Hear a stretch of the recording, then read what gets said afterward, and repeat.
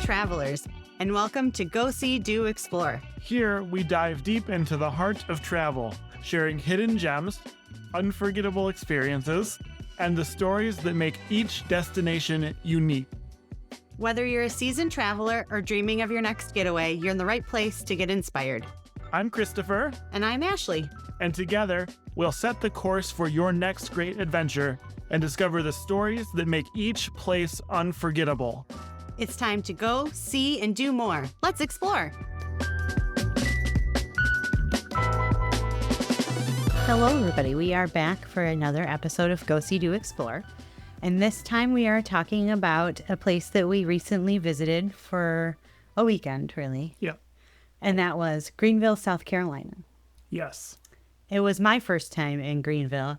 Chris had been there for work. In the spring. In the spring for work, yeah. Yeah. I have business there. And he liked it so much that he's like, you have to come to this place. Yes. You have to come check it out. And so... tried to assuage some of the feelings of me being somewhere where you're not.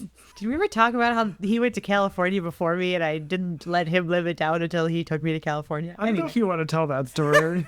Do I not look very good at that story? I don't know. Shortly after we booked our flights, Hurricane Helene hit the southeast U.S. and the following weekend was supposed to be a festival, an annual festival they have in Greenville called Fall for Greenville. And because of the hurricane, they postponed it. And so we, without planning it, ended up in Greenville for this big food and music festival. Yeah, I had no idea. I was already down there because I was down there first for work. And I didn't know, had no idea until like the day before it started that it was happening. So let's start by talking about where we stayed in Greenville. We stayed in two different, very nice hotels. that sounds bad. Nothing against these hotels. They're just generic chain hotels. So earlier in the week when Chris was down there, he stayed at the Holiday Inn Express. Yes, it was fine. And then because of the festival, we couldn't get any one hotel for the whole period. So when I came down, we switched to the Home2 Suites, which was actually, we got a handicap room and it was enormous. Yeah, it was like the last room they had that I booked. Both of them had decent included breakfast.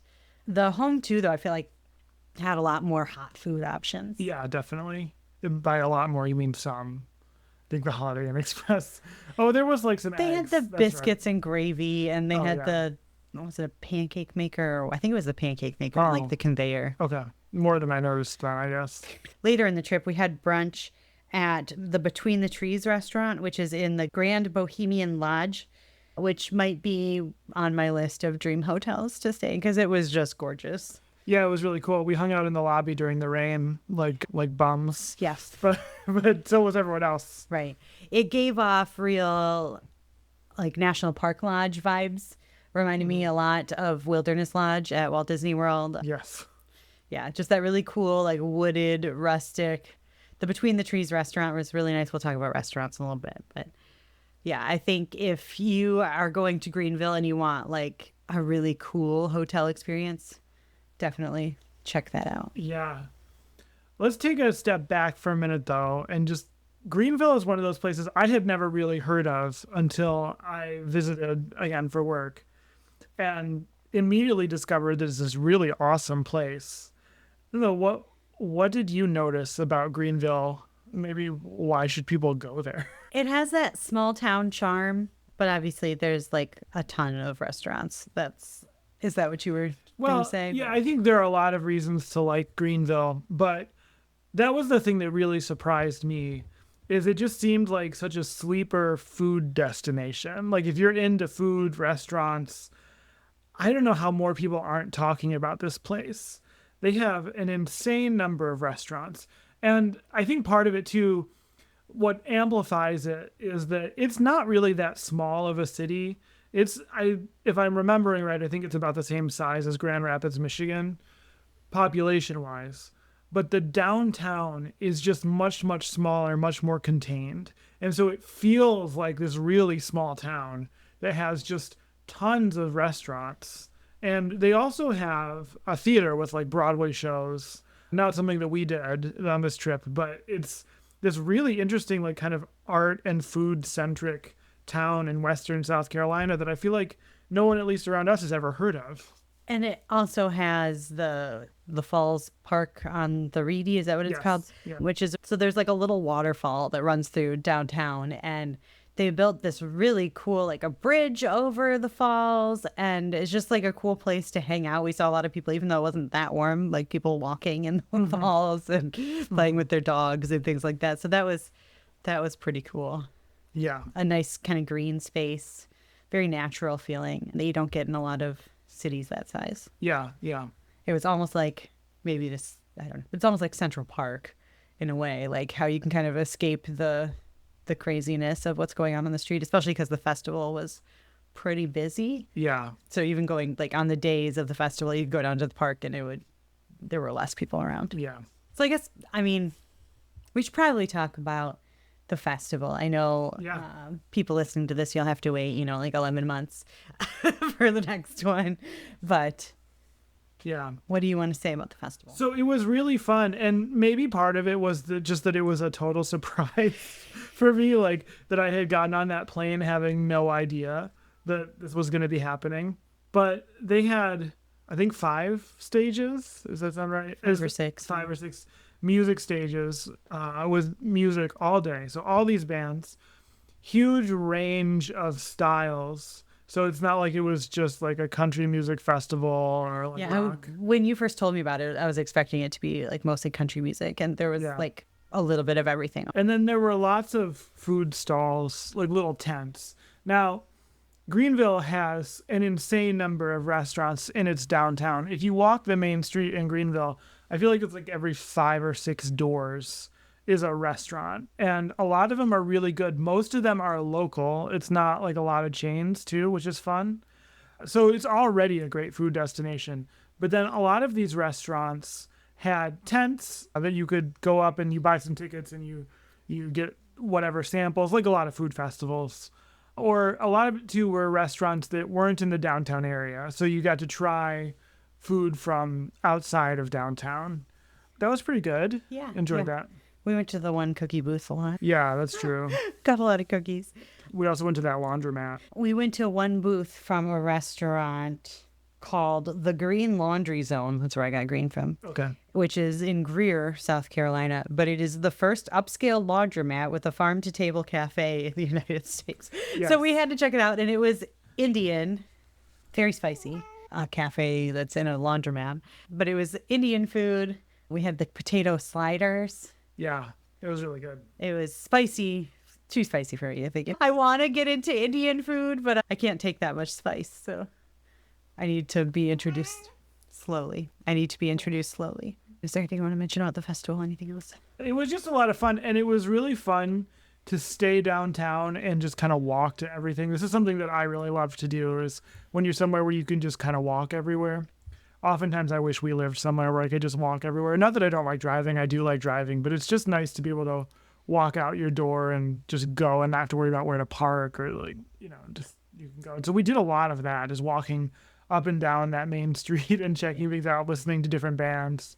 And we didn't do actually a ton of eating, but the food that we had was all really good. Mm-hmm. We went to the airport sponsored wine tent, which was a little disappointing. The wine garden. The wine garden was a little disappointing. If you listen to this podcast, you know that we like wine, and it was a lot of mass market stuff. Like they had that, what is it, like 12 crimes 19. or 19 crimes? Although maybe they're up to 20 by now, but just a lot of like California. Wilmette, Oregon was there, which that was okay. It was good. Yeah, I mean, that was fine. There was that one from California. I don't remember where they were from, Central Valley or something like that. It was good. I liked those, but I was hoping it would be more local. I know the Carolinas aren't really known for their wine production, but unless you liked muscadine. Right. So that was a little disappointing. But even outside of the festival, we tried a few different restaurants.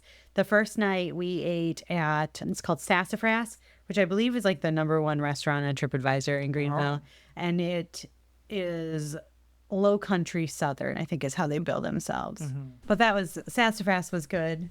It was really good. I had shrimp and grits. And I also had shrimp. Mm-hmm. We had a lot of shrimp. Yes. I really enjoyed Sassafras, and I was glad that we made reservations to check that out.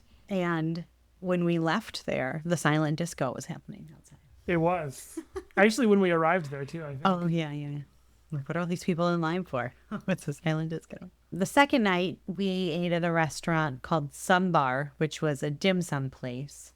It was kind of off the main street a little bit. It was a couple blocks off, and so it was a little bit quieter. That was pretty good. Yeah. I did feel like their prices were a little high for the other prices that we saw in Greenville, but everything we had was very good. I had a Vinho Verde with dinner there. That's true. Yeah, they had Portuguese wine for some reason, but that's fine. I take Vinho Verde whenever I can get it. Yeah, it was a good one, too. Not that I've really ever had a bad one, I don't think. For breakfast on our third day, we went to a place called Tandem Creperie in Travelers Rest, South Carolina. It was interesting because you order in like an RV and then they deliver your food inside the restaurant. So that was kind of funny. Yeah, that was really good. I had the coffee I had there. So I don't normally get lattes because I don't like to have a lot of dairy because I know how to party. But they had this latte that had like almond, orange, and cardamom. And yeah, I mean, like it was a really high-end latte too. And that was really good. That combination of flavors speaks to me. I know people are polarizing about warming spices, but I'm into it, definitely. It was very like holiday without being pumpkin spice. Yeah. I mean, cardamom is in pumpkin spice, but pumpkins, people get confused. We know this, but yeah. But yeah, I mean, it wasn't pumpkin spice, but it was sort of maybe adjacent to that. But it was a really high quality, like everything was really high quality and well made. And then, as I mentioned before, we went to a place called Between the Trees, which is in that fancy hotel I mentioned earlier.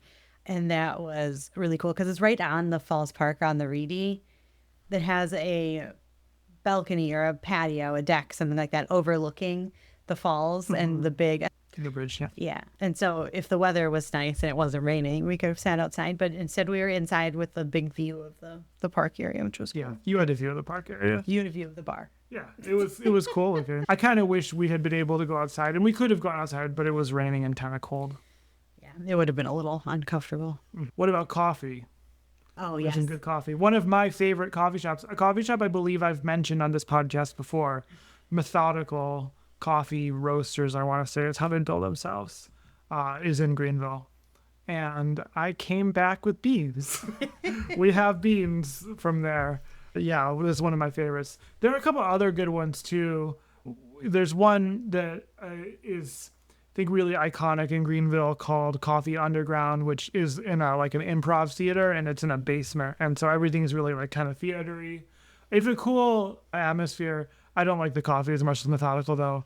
And then we went to that other one, Fox something. Yeah, it was also in a basement in like an art gallery, which was really cool. Yeah, the art was cool to look at. There are a bunch of other coffee shops too, and so that's really scratching the surface. Oh, there was the one with the... Did we go to Carmela's? Yeah, they have really good gelato and pastries and stuff too. So yeah, that's just scratching the surface though.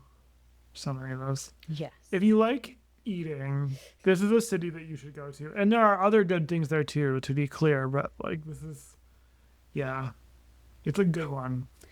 There's a company that does food tours that was just, was it number 3 in the USA Today food tour poll? Yeah, something like that.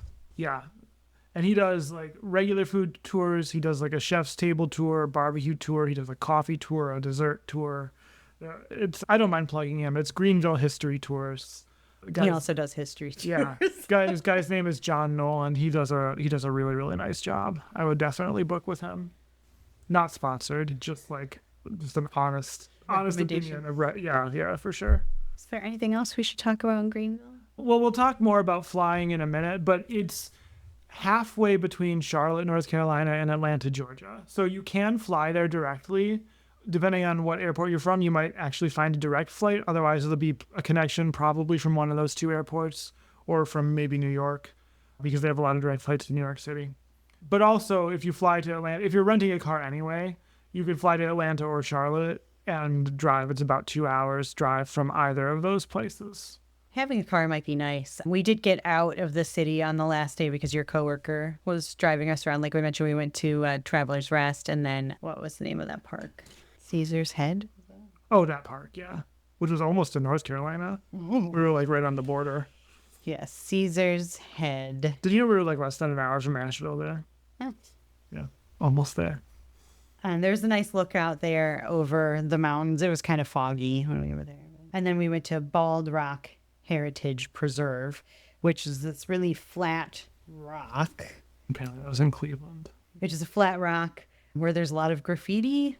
And then, once again, you get a good view of the mountains, and the fall colors were beautiful. And we really timed that well for fall colors. Yeah, definitely. The leaves are already off the trees here in Michigan, but in South Carolina, it was nice. But if you want to kind of get out of the city a little bit, renting a car might not be bad. Although I think both of the hotels we stayed at, you had to pay for parking. You did. Yeah, if you're downtown, you have to pay. But yeah, definitely. Although there's like a lot to do downtown too. Like I would say you could definitely do a long weekend just staying in the city. But there's lots around there too, like you said. So having a car is definitely not a bad thing. All right. I think that is all we wanted to tell you about our little trip to Greenville, South Carolina. You should go there. I'd say this is like a high recommendation for me.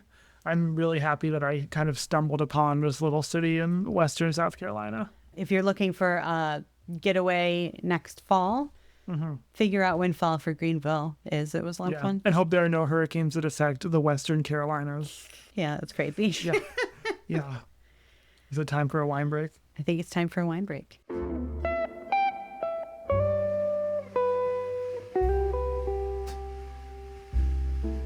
We have kind of an interesting wine on the wine break today.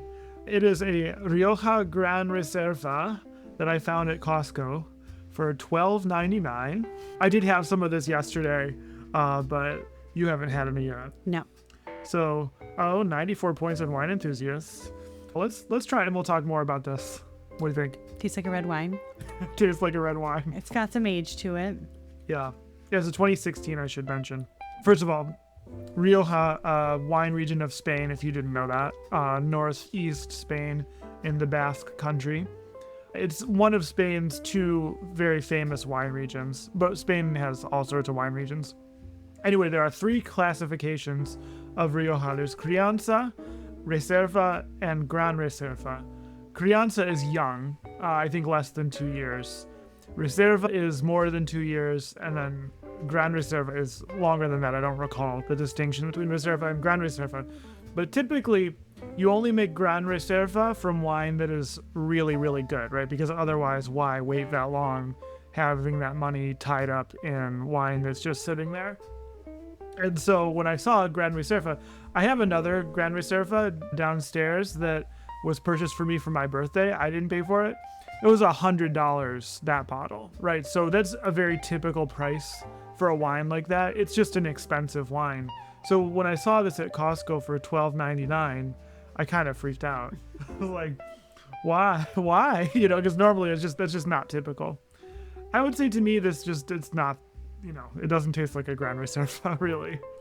But I would say for a $12 bottle of wine, it's not bad. That's true. It's a $12 bottle of wine that we got, at a big box store, which I thought would be kind of an interesting topic for our wine break. We've mentioned before that we typically buy our wine either at our local wine shop or direct from the winery, typically after having tasted it. And so sometimes it can be kind of tricky to buy wine blind, that you haven't tasted it. How do you know it's good? So I thought that would be kind of an interesting topic for this wine break. Yeah, and so that was the prompt you gave me, and I worked on it some, and then you sent me an article as well that I'll mention too. But I was like, wait, what do I think about when I buy wine at the grocery store? Because the truth is, you don't really know what something's going to taste like. You can make guesses, but in the end of the day, like, even the guesses can be wrong because it's just every bottle is different. It was actually kind of hard to think about at first because I feel like I have just kind of an innate sense of what to buy, and I had to think about why. What are the things that feed that? And so the first thing I thought about was just I try to avoid mass market, and a lot of I think the things I think about are just avoiding the mass market. So if it's some kind of big label that I'm aware of, butter for example, it's like, okay, I'm just probably ruling that out. And so then some of it too depends on where you are. if you're in a place that grows wine that is even halfway decent, then the grocery store will probably have some wine from that local region. And that's always a great start, because you know that what is in that grocery store in that particular area has probably passed some like quality checks. Anyway, that's the place that's like representative of where you are, and it's in the local grocery store. That's almost always what I would buy. Yeah, a good example of that is in Texas when we go to HEB. A lot of times they'll have Becker vineyards, which I think we've talked about Becker before. Yeah. And it's not the same Becker that you buy. It's not the same wine that you buy at the winery. It's probably lower quality. I think so. But it is better than Butter Chardonnay. Or, That's the one you're coming for today. Or the Mondavi, or, any of those big mass market, what's the boxed one? Franzia. Yeah. So that's the first thing I think about. I also just avoid the bottom shelves. Like, in the US, sub $10 is probably not going to be great. Now, there are plenty of sub $10 wines that I think are completely inoffensive. Like, I know I've mentioned on the podcast before that I think that the Winking Owl Cabernet Sauvignon from Aldi is not flawed in any way.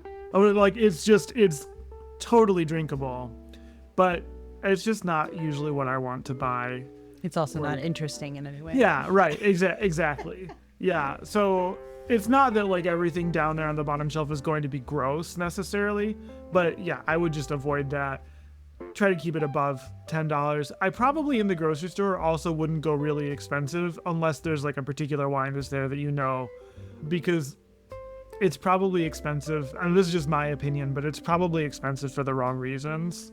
It's probably not necessarily expensive because of a high quality wine. I mean, it might be a high quality wine, but I think you get my point. It's just like I would, especially if I don't know what I'm getting into, I'd kind of play it safe in that like $10 to $20 range, at least for where we are in the US. That can vary dramatically depending on where you are in the world.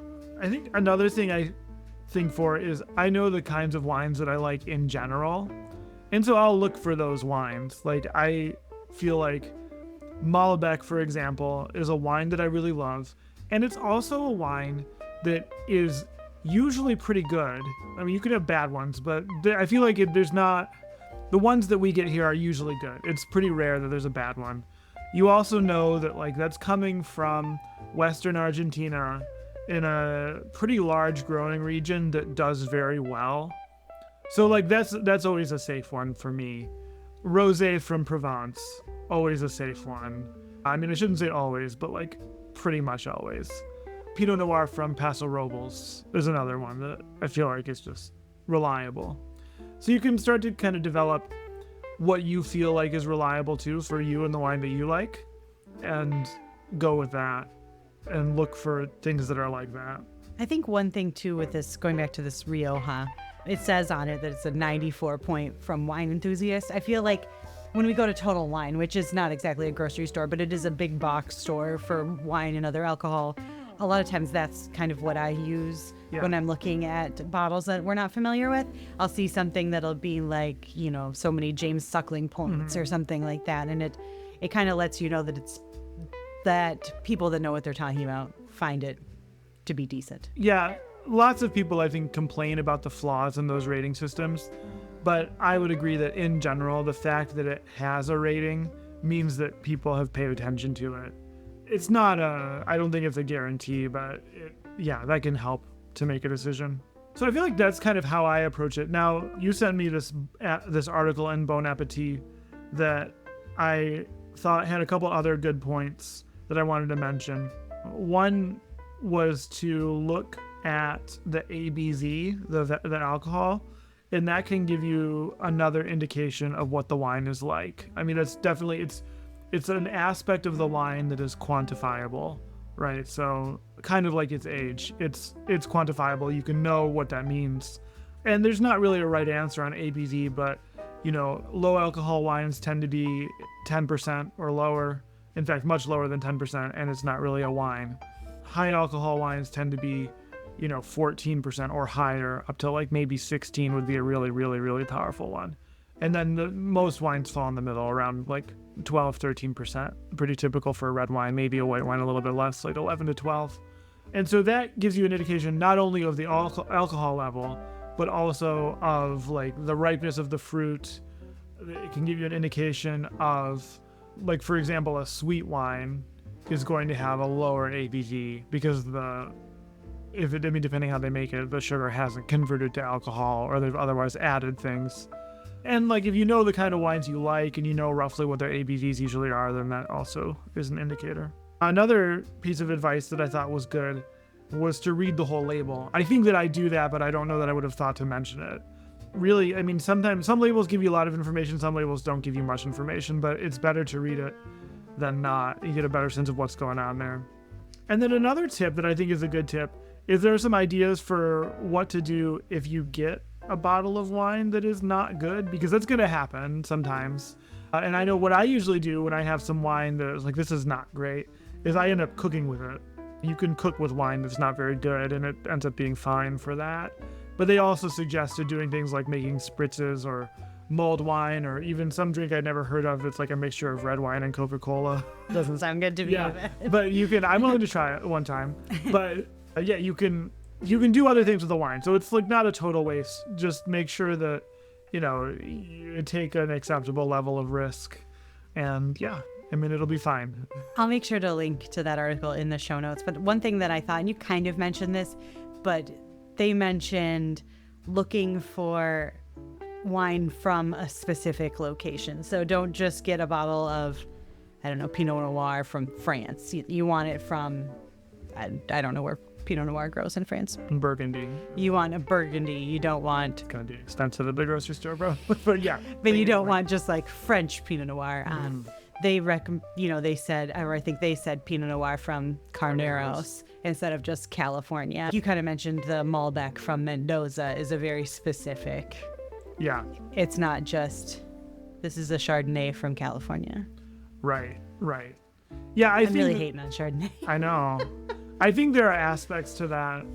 I think, though, some regions can also be kind of marketing, like, okay, Sutter Home is from Sonoma, right? Like, that doesn't mean that.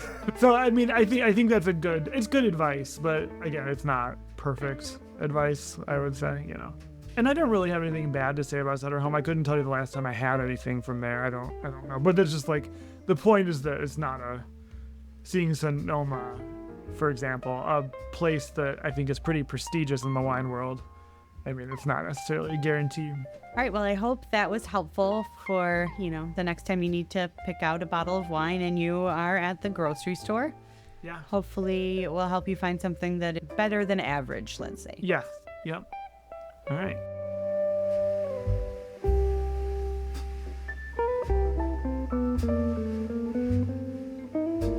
So we've mentioned before that we enjoy the travel and adventure show. We've gone 2 years in a row. We're planning to go this coming year for the third time. But the first time we were there, we saw Samantha Brown, and she gave some tips to, kind of make your airport experience better.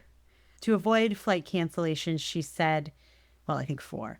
Book on like a major airline, one of the legacy carriers, so Delta, American, or United, over, our love-hate relationship with the budget airlines. She said number 2 was to book the earliest flight that you can find, because delays happen later and later in the day, and your flight is more likely to be canceled later in the day as the pilots time out. So early flights are less likely to be canceled. And then 3, avoid layovers, because they just add complications. Booking direct is going to be a lot less headache to get to your destination. Obviously, from this story, we did none of those things. Didn't really follow those tips. We did book with a legacy carrier. Yes. Because of the timings of these flights from Greenville, or from Detroit to Greenville round trip, we booked with American, and American I don't think had any direct flights from Detroit. Delta did. So we were on American with layovers in each direction. And coming to Greenville, you had an issue. Yeah, an issue, I don't know if you want me to talk about this now, an issue that American actually handled really well. Mm-hmm. So I was really early at the airport because, That's just what I do. That was also one of her tips, was to get there early. She said she's never been too early to the airport. Yeah. So I was glad that I was, because when I got there and I got to like the gate area, they were announcing that the plane I was supposed to be on hadn't left Charlotte yet. It was supposed to be coming from Charlotte to Detroit and then going back to Charlotte. It hadn't left Charlotte yet because of mechanical issues. They were expecting a half an hour delay. But they had extra room on a flight that left like an hour earlier, and they would be glad to move anyone that wanted to move. And so because I was there with plenty of time, I was the second one at the desk, and I got onto that earlier flight. That flight I was supposed to be on left, I think, over 2 hours late from Detroit, and I would have missed my connection to Greenville and Charlotte had I stayed on that flight. I have to say, for American, for that one, it was super smooth. They were making good announcements. It was really easy to just go up to the desk, and they just changed me really quick. And had the line been long at the desk, I could have also done it on the app. I noticed I had a little notification on the app that would have allowed me to move it. I just did it at the desk because I was second in line, and it was really easy. I was really impressed with them. Part of it was that I was there early enough, but then part of it was just like they had a plan, you know? It wasn't just like a situation you get with some of the low-cost carriers where they're just like, well, you know. Frontier that never tells you you're actually having a delay. You'll figure out how to get there. No, they took care of me really well on that. I mean, I was in like the second to last row of the plane, which I don't love, but other than that, it was fine. On my way to Greenville, Detroit to Charlotte was no big deal. And then Charlotte to Greenville, we pulled away from the gate and we sat for 40 minutes. Luckily, that was my last flight. I wasn't going to be late for anything. But I kind of realized that Charlotte to Greenville flight, I think because you're in the Charlotte airspace the entire time, your priority is lower, I feel like, than other flights. Yeah, they have to kind of juggle you. Because Charlotte's a busy airport. There's a lot of traffic. There's a lot of traffic on the ground, it seems. And yeah, I mean, I feel like they just have to kind of slot you in. Mm-hmm. It's a little plane too. But so coming home, the same thing happened, that we pulled away from the gate in Greenville and we sat for an hour, I think. And I think it was a full hour. Yeah. It felt like more than that. And I think we only had an hour and a half built in for our connection. And the lady in front of us was freaking out because I think she was on our same flight to Detroit. She was. I heard all about it. We landed in Charlotte, and because it's a small plane, there's no overhead space for large bags. So Chris had a roller bag, and he had to wait on the jet bridge for it to come back from being valet checked. And I think we had like 30 minutes before the plane was supposed to take off when our plane landed. Yeah. And the American app says it's an 18-minute walk to the gate. Right, because in Charlotte, the regional jets it's a long walk, and there's no quick way. It's basically you have to walk 15 minutes. So as we're sitting there waiting to get off the plane, we decided that there is no way we were making that. And I sprung into action. He sprung into action, taking some of Samantha Brown's tips that she gave us. So one of the things that she said at the Travel and Adventure Show that I've always remembered and I tried to do is I know what the later flights are on the same route and have their flight numbers. So the idea is when your flight is late or whatever something's canceled, everyone runs to that desk where you have to talk to the one or two agents that are there and they have to help you, right? But I did not do that. I followed Samantha Brown's advice. And the moment that we had the boarding door open, I was on the phone with American Airlines with our confirmation numbers and the flight number of the flight I wanted to switch to. And with American, because we're frequent flyers, we're A-Advantage members, which you should do if you fly American. It's free. But so because we're A-Advantage members, you get like a priority customer service. And so I got through to someone almost right away. I didn't have to wait hardly at all. And I basically just said, my wife and I are in this flight coming from Greenville to Charlotte. We're supposed to connect from Charlotte to Detroit. We only just landed. We're going to miss our connection. I would like to be on flight number or whatever it was. Here are our confirmation numbers. And she had to do about, 5-7 minutes of like punching stuff in or whatever. It wasn't instantaneous. But by the time I was walking off the jet bridge with my bag, we were on the new flight. Like, meanwhile, everyone else who had connections, only in that moment was starting to run to whatever desk to get reassigned or whatever. And it turns out that flight from Charlotte to Detroit, it seemed like there was still space on it. But had that been a relatively full flight, that could have been the difference between making it and not making it. Because that was the last flight of the day to Detroit, the one we were on. It was definitely the difference between a leisurely dinner at Bojangles and running to a desk and waiting in line, hoping that you're going to make the next flight. And so that was just like, that made me feel like a real pro traveler in that moment. And the lady at American Airlines, just like Samantha Brown said, was like very appreciative that I knew, like, this is the flight number, put me on that. Like, it was really a stress-free conversation. Yeah, it was great. It was a lot less stress than those people who are stressing about getting their Valley check bag in time and then having to run 18 minutes to the airport to get there as the boarding doors are closed in your face. And then having to begin that process, 20 minutes later. I think by the time I had my bag and was walking off the jet bridge, the boarding door was probably already closed for that Detroit flight. I mean, I don't think it had left yet, but I think that there was literally no way we would have made it. Now, if we were flying on Spirit, that might be a different situation. Yeah. Well, I always say with Spirit or similar, if you're flying on that kind of an airline, you need a different kind of contingency plan. I mean, you pretty much need to know, what hotel will I stay at? What other flights exist that I might need to pay for? Like those kinds of things. That's whenever we fly Spirit, because usually we're flying Spirit at quite a discount. I have a couple $100 set aside in case we need to stay at a hotel or get a different flight or rent a car or whatever. Like you run different kinds of risks. I know we've plugged it before, but the Department of Transportation has a page where you can see what each domestic carrier will do for you in the event of delays and cancellations. And so it's always just good to know. And maybe that's something you consider when you're considering the cost of a fare, is also like the risk, right? What is the risk if this goes wrong? With a carrier like American, they're going to take care of you. It just might not be in the way that you would like. But you're not going to really be out money in the end. You just might be out time. But in this case, we were ready, we acted quickly, and it was relatively stress-free. I believe the legacy carriers will put you on another airline's flight even. Yeah, some will. I don't know if they all do. Maybe they all do. But yeah, there are some that will book you on some other plane. A Spirit will put you on another flight, period. 2 days later. 2 days later.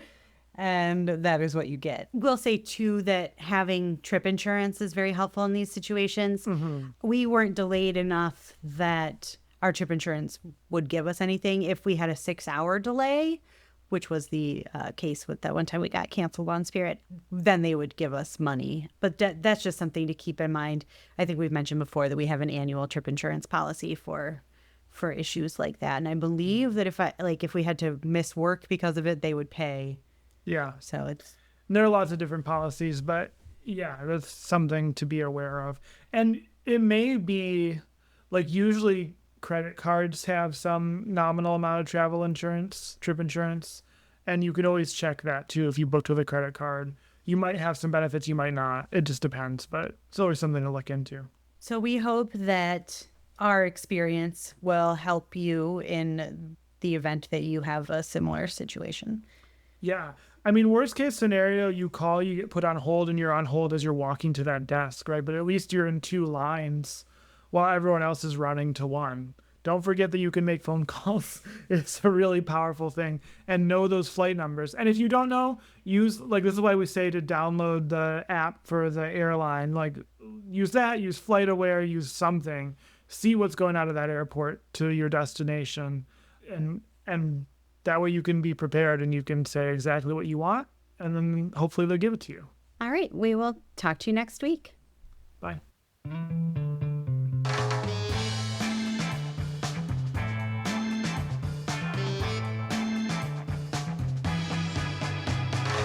That's all for today's episode of Go, See, Do, Explore. Thank you for joining us and sharing in the wonder of travel. Keep the spirit of today's adventure alive by checking out our blog at goseedoexplore.com for even more travel inspiration. Don't forget to rate and review us wherever you listen to your podcasts. It really helps fellow travelers find us and join our community. Until next time, keep exploring, keep dreaming, and keep traveling by any means necessary. I'm Christopher. And I'm Ashleigh, bidding you farewell and happy exploring.